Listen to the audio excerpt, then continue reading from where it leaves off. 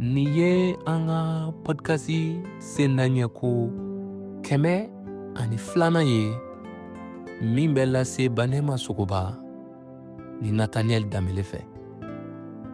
Bi tɛnɛ mɛ kalo tile 5 san 2025 an ka bi verset kalanta bɛ bɔ Ezayi kitabu la. Ezayi kitabu sura 41 a verset 10. O yɔrɔ bɛ a fɔ an ɲɛna ko i kana siran, kamasɔrɔ ne bɛ i fɛ. I ja kana tigɛ, sabu ne ye i ka Ala ye. Ne na barika don i la ka i dɛmɛ. Ne na i dɛmɛ ni ne kinibolo barikama ye.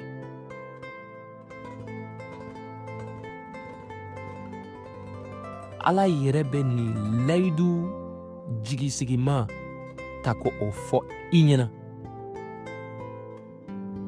A tɛna i bila fiyewu gwɛlɛyaw tuma la. A bɛ yan ani a barikama ani kantigima. Hali tuma min na fɛnw bɛɛ ɲagaminen don waati min na,